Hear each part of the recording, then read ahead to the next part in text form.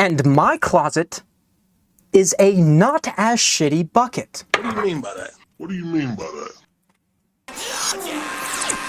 1, 2, 3, 4.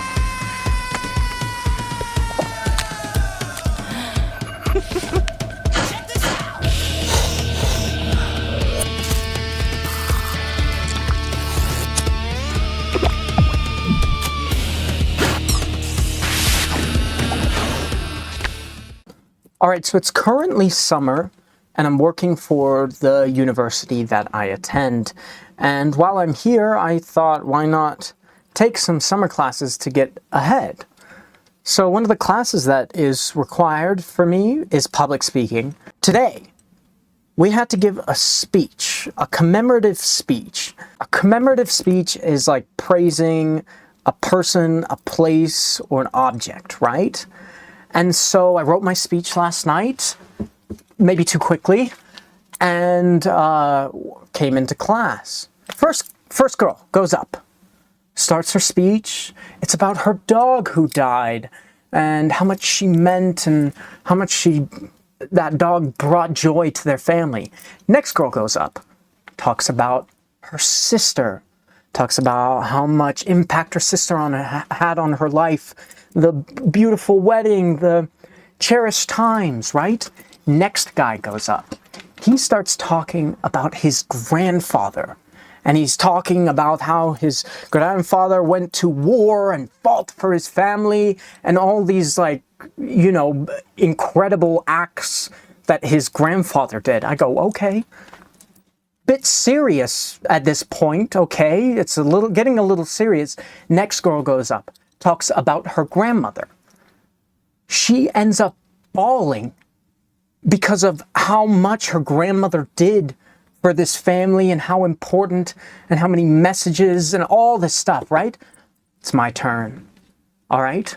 I'm going to read you some of my speech. Okay, to remind you, girl crying about how impactful her Brazilian grandmother was in her life, right? My turn, from the start. Beautiful. Fabulous. Stunning. Sexy. Socks. Underwear. T-shirts, hoodies, coats, hats, belts, long sleeves, collared shirts, pants, shorts, jeans, jorts. These are the elements of my closet. I wrote a speech about my closet. And not a good speech. I wrote a really bad speech. Give me a little grace. 2 a.m, I thought this would be funny. I'll continue where I left off. These are the elements that make up my closet. These are probably the elements that make up your closet too. But there are some major differences between my closet and yours. To put this in a metaphor, your closet is a shitty bucket. And my closet is a not as shitty bucket. What do you mean by that? What do you mean by that?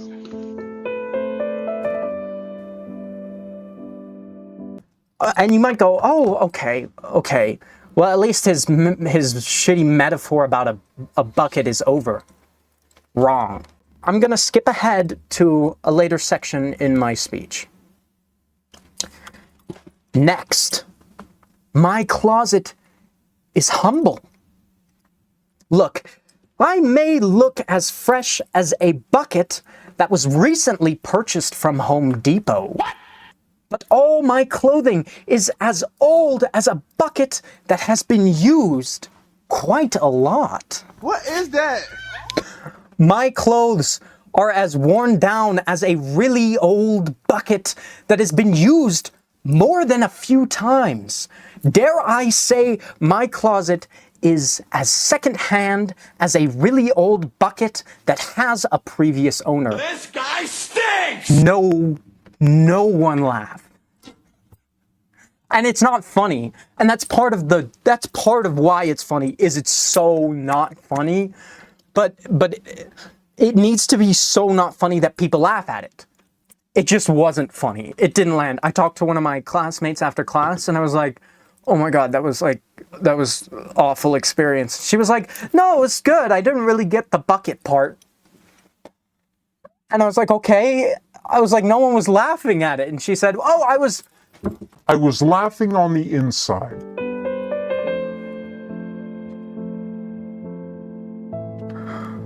Anyway, that's how my day has started. Fantastic. Absolutely just great.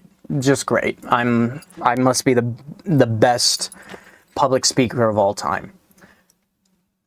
So, what is this? All right, what's up? That's where I stopped recording. I guess I never figured out what I'm really doing.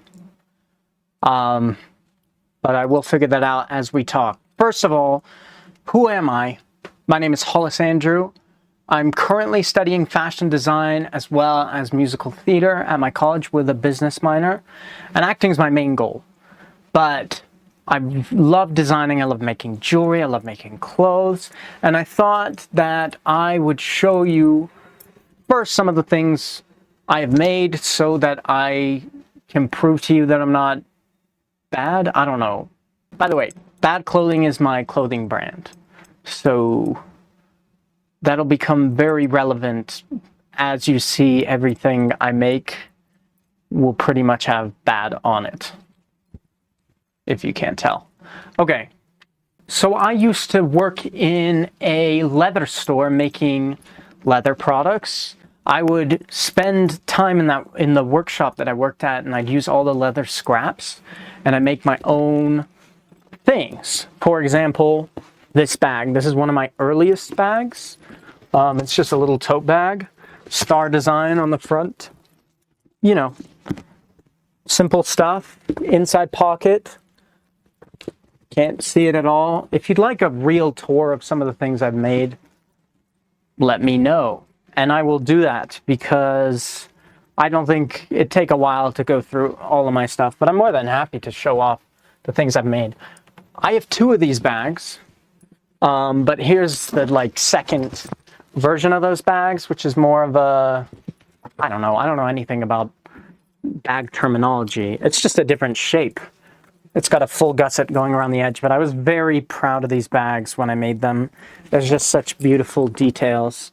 Like you can see all of these numbers, they are marked on every edge of the hide. And in our leather shop, we would absolutely never use those, which meant there's a bunch of them that I can use on my bags. And you can see my star stitching for this hidden pocket. And there's a pocket on the inside, just beautiful bag. Love this one. Now, let's get into some better stuff. Basically, I got to the point where I was going to college and I thought, well, I'm never going to make a leather bag again. So I made some bags that took a lot more effort. There were 2 bags. I sold one of them, but I just experimented and I tried to make an eye, and it came out so well. I turned it into a bag, sold that bag, and then I thought I was leaving and I said, I have to have one of these bags. So I did it pretty extreme. There is a lot of eyes on this bag. There's one on front, one on back. Each side has some smaller eyes in the leather. I love this bag so much. If you can see. And then also the bottom of the bag has its own melted iris eye, which I absolutely love. A lot of hours went into this bag. So I got invited to go to Africa. I got invited to go to India for a film festival. I was friends with the director. My friend's grandmother. It was a weird story. But anyway, I knew I was going to walk a red carpet. I knew I had this bag. So I made something to wear with it, which I'll grab. It's a leather vest with eyes on the back.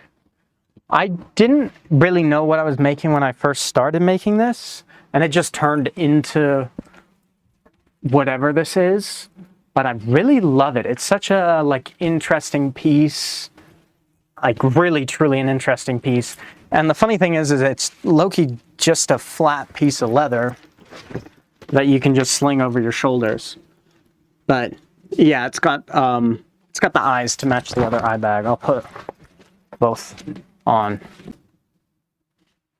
And then I was like, okay, I'm never gonna work at this place again. Worked there again. I guess now I'd never, I mean, technically I kind of think I'll never work there again at this point, but I'm not gonna rule it out. But I made this piece, which I love this piece. It's a bag, but it folds up like a milk carton, and it looks like a milk carton. And I really love this piece because I put a lot of detail on it and personal pieces. It's backwards for me. I hope it's not backwards for you. It says bad, milk, grade A, vitamin D. We have ingredients list, and it's got funny words on this. I sewed a barcode. There's my genuine phone number on this, which you might have seen. There's that's a picture of me. I put missing, and then I put my name on the side. If you identify this man's innocence, call, and then it has my phone number on it. There's also on the top, the expiration date is my birthday. There's like tons of details all over this bag. This was just a fun one. It's a bat head, kind of like, it's more of a fanny pack, but it's still like, it's just a fun project. I've worked, obviously, like all my bags are 3D, but this is more, I don't even know how to describe it. It was just a really fun concept to try, and I actually think it came out really quite well. It's fully functional, you know. You put your coins in it. I don't know what would go in this. I have a few more, but I'm gonna cut it pretty short. This bag, I love this bag. This is one of my favorite bags, just because it's so fun. It's fully functional. Again, don't know really what you'd put in this unless you could. A lot of people are like, oh, it's like a bag for a gun. No, it's a bag that looks like a gun. I don't own a gun. But yeah, it's a fully functional bag. And I just think like with the right outfit, like a kind of Western style outfit with this bag is so fun. So this I made in one of my fashion classes, but I'm still really proud of how it came out. I actually messed up so many times. I'll show you. One of the first mess ups was on this back yoke. You can see that I pulled down, it's going to be too complicated. I removed some fabric, and because of that, everything was a like half inch too short. So I had to sew in just some white at the top, but I actually think it gave it such a cool look. Some more details as I included these color numbers across the collar and also across the, I don't know the name of anything. And of course on the back we have bad, but what made it really cool, and I had a fun time doing this, well, once it worked out, I had a fun time doing this, was I put it into a seam. You can see the seam going through the center of that B, and it just lined up so beautifully, and I was so happy with the result. Here it is. As you can see, super short cutoff, high up in the back. I really like this piece. Let me say, it is absolutely never worth your time to ever sew a collared shirt unless you're like a professional tailor, because then, I don't know, that's your profession. But this takes so long, and you can go to an ARC or a Goodwill and buy a shirt for like $6, which blows my mind. You can buy a Ralph Lauren high quality collared shirt for $6. This took so ridiculously long, but I was incredibly happy with the result. I don't know if I'd do it. I'll probably do it again. Maybe someday I'll do it and get paid. All right, and finally, jewelry tour. I made a lot of these rings. A lot of them are just simple band rings with words on them. This bitch bites, do it makes you naked, I love. I'm not gonna say some of the words on these rings. I made this piece right here. I'll show you some more. Here's a pair of shoes that, they're just some Harley Davidson boots, but I added these toe pieces. This isn't a finalized design. I know it's very Chrome Hearts inspired, which I'm not mad at. I love Chrome Hearts pieces and wish I had the money to own any of them, but this is in progress. I have some ideas on how to more individualize this. There's also this bead piece you can see that says bad. Let me tell you something. And you can't tell anyone about this, okay? I really suck at making jewelry. I'm completely self-taught, and I have this habit of going to watch a YouTube video to learn and then just clicking off of it and being like, oh, I can't watch this anymore. I just want to try. And it works out like a surprisingly huge amount of time, but I don't know stone setting, I don't know there's a bunch of things to learn. And that was my original idea, was this was going to be fully about jewelry, these videos.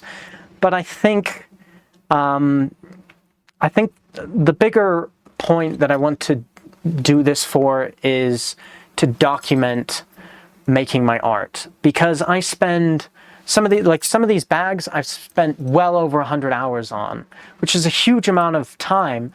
And then to put it out onto Instagram and edit it into a 12-second clip and then have poor feedback just felt so wrong. I'm not sure what success I want from this, but I know what I do want is to document my process and progress through art as I improve and get better, which I am going to do. Look at this. This is a book. I know. You're probably wondering what museum I stole this from. No, I went to a thing called a library. Never in my life would I think I'd go to a library. It's about jewelry. I am learning. I promise you I'm going to learn, and I'm going to make some cool pieces. So anyways, that's basically the whole video. I just wanted to show you a little bit about who I am, what I've done, what I want to do, and I have some pieces that I'm working on. Maybe I'll give you a sneak peek. You have to trust the process, okay? Because we're not too far. This is a jacket which the logo has completely fallen off. I've decided that I'm going to completely bead back the design. Do I know how to do bead work? Not at all. Does it look cool and am I kind of succeeding? Yes. Is it going to take 8 million hours and will I regret it? Maybe not, actually. I actually really like this jacket and would love to be able to wear it again, because I feel like I can't wear it because the design is falling apart. So I will be really happy if I ever finish this project. I hope you enjoyed this video. If you want to see anything from me, I do not recommend you asking me how to do anything, because I don't really know how to do anything. I feel like I make everything up. Screen printing, sewing, pattern making, everything I just freeball. Do not trust anything I make. So don't ask me to make any tutorial videos, please God. But if you do want to see me make anything specific or focus on anything in specific, jewelry or sewing bags, more than happy to share my process on that. So anyway, I thank you if anyone's there. The goal is 1 like outside of my mom liking this video. So 2 likes on this video. If we hit that, I'd actually be really happy. But anyway, I hope everyone enjoyed Let me know what you want in the future. Bye.